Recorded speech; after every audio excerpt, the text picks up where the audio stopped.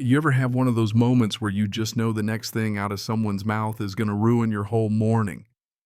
That was me standing in my living room clutching a mug of coffee while my HOA president tried to force her way inside my house, all because of my curtains. Yeah, curtains. You can't make this stuff up. And before I knew it, she was on the phone with 911 screaming that I was armed and dangerous, demanding the cops come storming through my door. She thought she had me cornered. She had no idea the person picking up that call was my wife. Sometimes karma has a wicked sense of humor. It all started on a Tuesday that was supposed to be boring.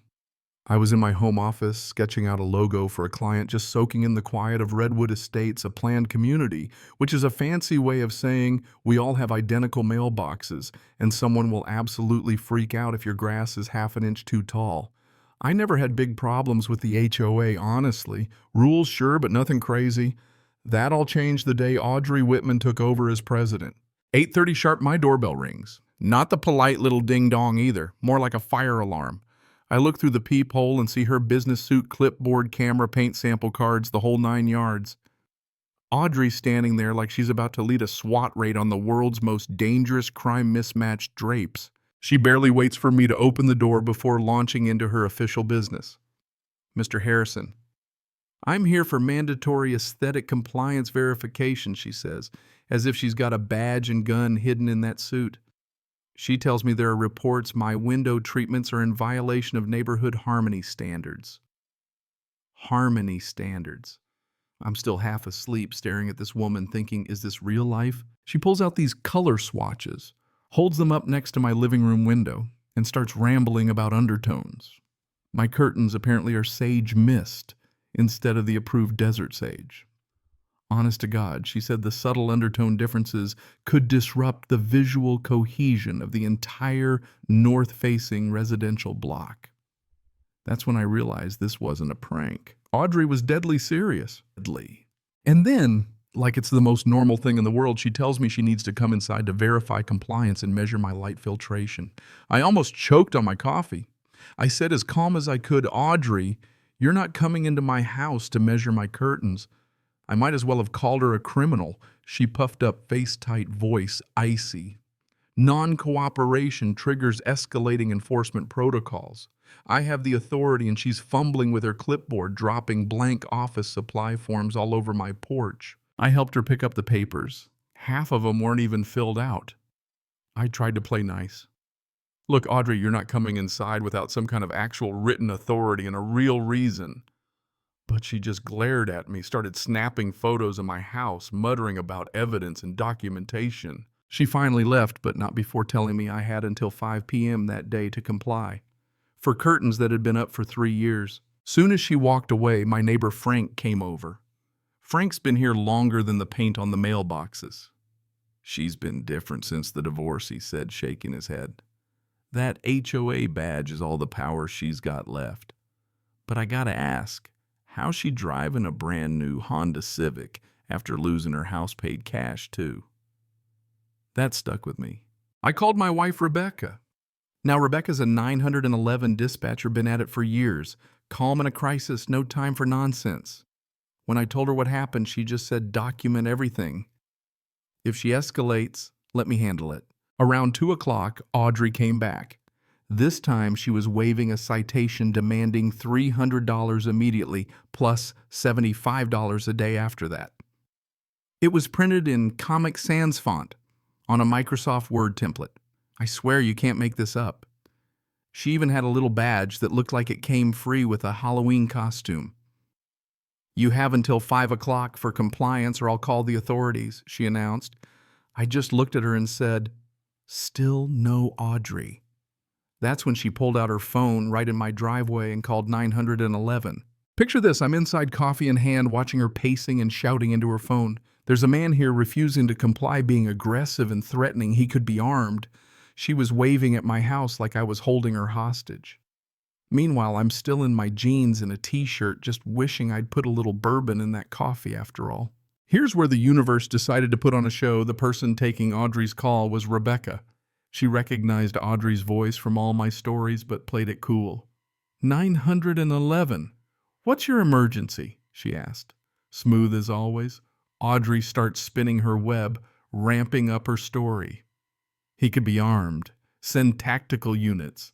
Rebecca started asking her all the standard questions, making sure every word was documented. Audrey said I was menacingly crossing my arms while drinking something she claimed it might be alcohol at 10 in the morning. Rebecca logged subject crossed arms while consuming morning beverage. We were both texting as it happened me. She's actually calling 911. Rebecca, I know. I'm taking the call. Just stay calm. I couldn't help but grin. And Audrey, she just kept digging herself deeper. He's probably destroying evidence, illegal window treatments, and non-compliant finials. Finials. Curtain rods. You can't write this stuff. Rebecca gave her the full professional treatment, kept her on the line, asked for details, flagged it as a likely false emergency. The whole thing was recorded, every lie preserved for posterity. A few minutes later, 2 patrol cars pull up, lights flashing, not because I'm a threat, but because Rebecca had flagged the report for documentation. Audrey runs to the officers like she's meeting her heroes. Thank God you're here. He's refusing lawful HOA orders. She waves her Amazon badge around like it's from the FBI. The officers look at me, see the coffee mug, glance at Audrey. Ma'am, where's the threat? One asks. Audrey falters, says she felt threatened. The officer deadpans, sir, is that coffee a weapon? I held it up. Just a latte, officer. Extra foam. Even the cops were struggling not to laugh. The radio crackled, Rebecca's voice coming through professional and calm, asking for call clarification. Audrey heard it, and you could see the gears turning. That voice sounded familiar. When the officers confirmed there was no threat, Frank, God bless him, walked over with his phone. Officer, I recorded everything. She's been harassing us for weeks. Then the neighbors came out one after another, telling stories about fake fines, wrong doormats, mailbox heights, garden gnomes. At that point, the officers had heard enough. Ma'am, they said filing false emergency reports is a criminal offense. You claimed he was armed. He's holding a coffee mug. Audrey went beet red, but she wouldn't back down. They're all in on it. That dispatcher, too. Something about her voice. The officer handed me his card and said, document everything. You might want to file a harassment complaint. I texted Rebecca. How was my performance? She shot back. Perfect. But she's going to figure out who I am. Turns out Rebecca was right. Audrey called in her cousin Larry, a paralegal with a big ego and too much time. He sniffed around, found out the dispatcher's name, Rebecca Harrison. Audrey put 2 and 2 together and lost her mind. She called the city, the police department, the mayor, filing complaints about conspiracy and corruption. She was convinced Rebecca had protected me because we're married. The investigation didn't go the way Audrey hoped. Instead of exposing us, it exposed her. Rebecca had done everything by the book. Every word documented, every protocol followed. Audrey, on the other hand, was caught making multiple false statements. The whole neighborhood started to turn on her, especially after Frank requested the HOA's financial records and discovered $22,000 missing money transferred to Whitman Consulting LLC, Audrey's company. The next HOA meeting, Audrey came in loaded for bear, convinced she'd be vindicated. Instead, Frank presented evidence, the missing money fake fines, and her 911 call played for everyone to hear. One by one, the neighbors called her out. The vote to remove her as president was unanimous, and the board filed criminal charges. Audrey stormed out, yelling, "You'll regret this. Without me, there'll be chaos and non-regulation mailboxes." The next morning, there was a for sale sign in her yard. The cops moved fast after that. Audrey was charged with embezzlement, harassment, and filing false police reports. Turns out she'd called 911 23 times in 2 years for made-up emergencies, kids playing people, getting Amazon packages. The district attorney wanted to make an example out of her. Rebecca, meanwhile, was officially commended for her professionalism. Her handling of the call became a training example for dispatchers all over the state. You'd think that would be the end of it. Nope. Audrey tried to sue us for defamation conspiracy and whatever else she could dream up. She lost, of course, and her own lawyer quit when he realized just how deep her fraud went. The community came together to support us. Frank organized a legal defense fund, neighbors brought over meals, and everyone finally felt safe again.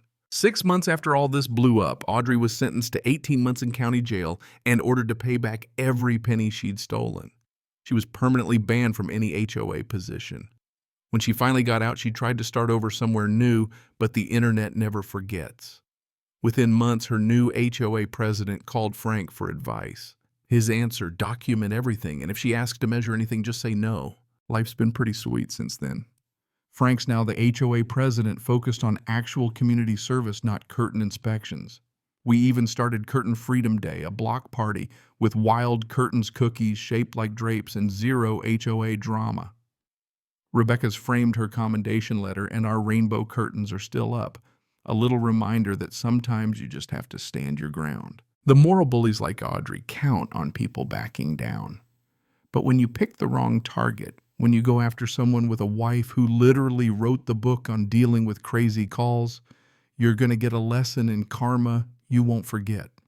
So next time an HOA tyrant comes knocking, remember, document everything, know your rights, and don't be afraid to stand up. And if you've got your own HOA war stories, drop them in the comments. I know I'm not the only one with a tale to tell. Life's too short for beige curtains, and way too short to let someone else tell you how to live in your own home.